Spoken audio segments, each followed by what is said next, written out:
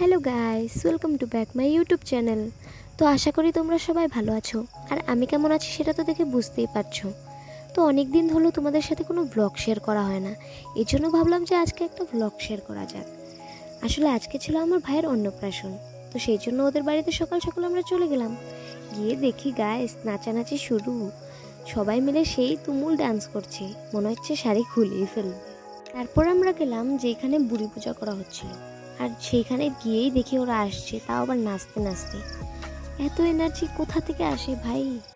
আমারও নাচার ইচ্ছা করছিল ঠিকই, বাট এতগুলো বড় মানুষের সাথে নাচতে অনেক আনকমফোর্টেবল লাগে।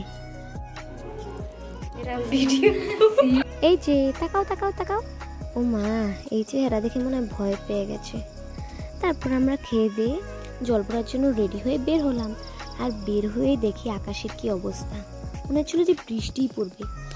ভেবেছিলাম যে নাচানাচি না করে অল্প ভদ্র হয়ে যাই, কিন্তু এত ভদ্রভাবে হাঁটাচলা করলে হবে না।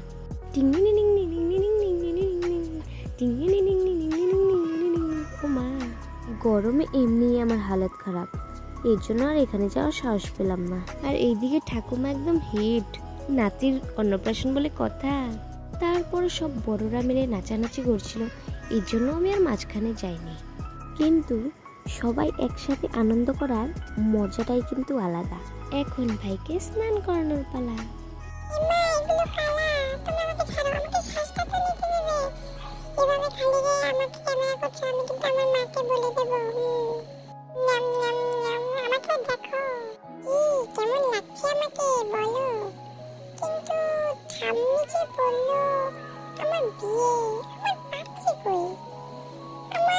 বউকে তো দেখতে পাচ্ছি না, ছাড়া তো পরে ক্যামেরার দিকে তাকাবো, আমার বউকে আগে খুঁজে নিই। বউ তুমি কই? তোমাকে দেখতে পাচ্ছি না। আমি বউ ছাড়া বিয়ে করতে যাবো না। বউ কই? বউকে এনে দাও, বউকে এনে দাও, ছাড়ো আমাকে। আমার পারমিশন ছাড়া ফটো? তুমি আমার পাওয়ার ছিল না। এই দেখো, এখন এসে গেছে অকাতে। কি কোলে তোলে কি সব খাওয়াচ্ছে, খাবো নাকি খাবো না? না খেয়ে দেখি।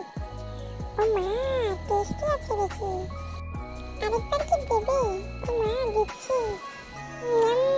দাদু তুমি ছাড়ো আমাকে, তুমি ভালো না, তুমি আমার বউকে হারিয়ে ফেলেছো। না দাদু, তুমি যতটা ভেবেছিলাম অতটা খারাপ না, ভালো আছো। এখন ভাবতে হবে কি করলে ছাড়া পাওয়া যায়। ঘুমিয়ে পড়ি। তারপর সব কিছু হওয়ার পর আমি খেয়ে দিয়ে অল্প ক্যামেরার সামনে পোজ দিয়ে নিলাম। আসলে কি জানো, আমার কালকে এক্সাম, এর জন্য আমি কোনো ড্রেসই আনিনি এক্সট্রা। ভেবেছিলাম যে খেয়ে দিয়ে বিকালবেলা চলে আসবো বাড়িতে, কিন্তু ওরাও জোর করলো, আমারও ইচ্ছে হলো না। সেই জন্য সেই একই ড্রেসে আমি এখনও ঘুরছি।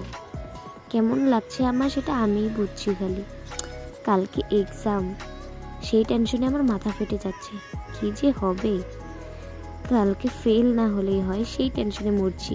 আর এই দিকে ওরা নাচানাচিতে ব্যস্ত। তো তারপর আমরা ঠিক 12টা নাগাদে বাড়ি ফেরার জন্য বেরিয়ে পড়ি। তো গাইস, আশা করি তোমাদের ব্লগটা ভালো লাগলো। তো যদি ভালো লেগে থাকে অবশ্যই লাইক, কমেন্ট আর সাবস্ক্রাইব করে দিও। আর যেহেতু কালকে আমার এক্সাম, এর জন্য আমার জন্য অল্প প্রে করো গাইস। বাই।